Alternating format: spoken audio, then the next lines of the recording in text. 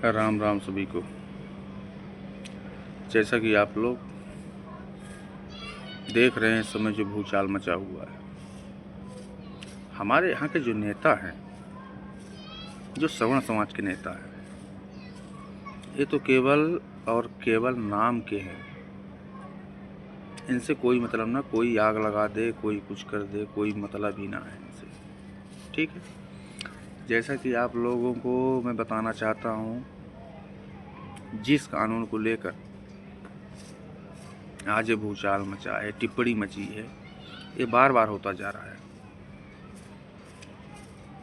पहले ST/SC का कानून जो लाए थे, सुप्रीम कोर्ट के आदेश के बाद दोबारा से इसको पलट दिए और दोबारा से फिर एक कानून बना के लाए। तो मैं ये पूछना चाहता हूँ, जब ये संसद में पास होता है, जब इसका बिल बनता है, जब कुछ भी होता है, तो जितने हमारे नेता हैं, इनको विपक्ष में बोलना चाहिए कि नहीं? इनको सपोर्ट करना चाहिए कि नहीं? ये केवल और केवल पार्टी के एक भयानक बड़े हुए पुतले हैं, जो जिंदा तो हैं लेकिन लाश की तरह।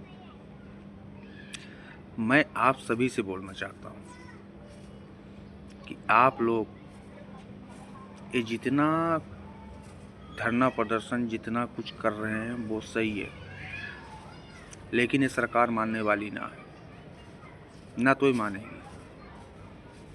ये बार बार हम सभी को प्रताड़ित करने के लिए, जाति का मुद्दा बनाकर वोट बैंक बढ़ाने के लिए हमेशा कुछ न कुछ नए तरीके अपनाती रहती है। रही बात इनकी एकता की, ये जो बोलते रहते हैं कि हम सब एक हैं, हम देश से जातिवाद खत्म कर देंगे, हम एक कर देंगे।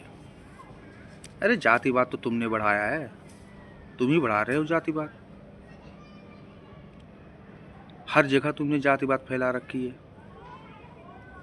जिस यूनिवर्सिटी कॉलेज में सवर्णों के लिए पढ़ाई में जहाँ 10,000 12,000 रुपये एक सेमेस्टर के लगते हैं, वहाँ अदर कास्ट को आप फ्री में पढ़ा रहे हो,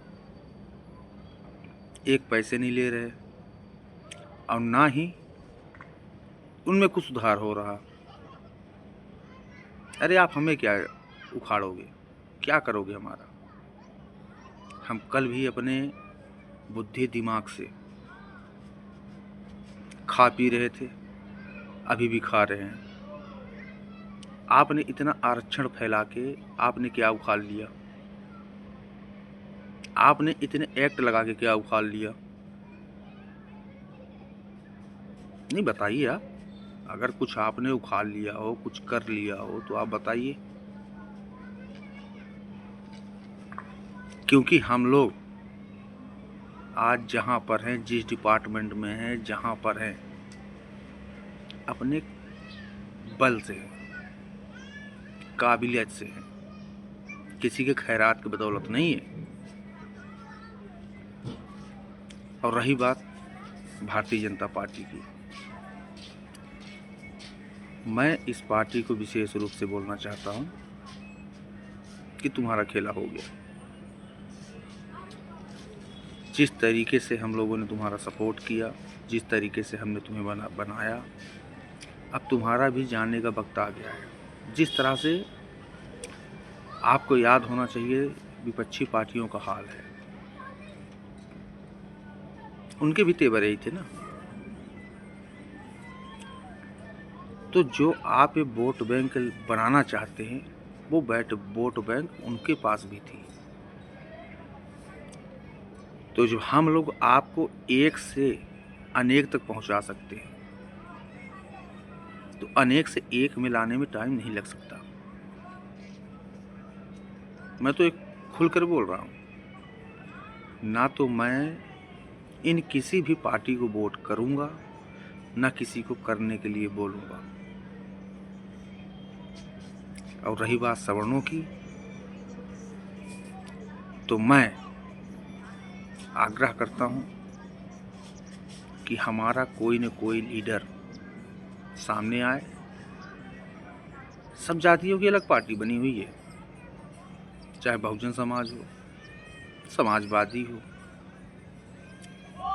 सभी की अलग पार्टी बनी है। हम चाहते हैं हमारी भी अलग पार्टी बने। हम अपनी पार्टी अलग बनाएंगे।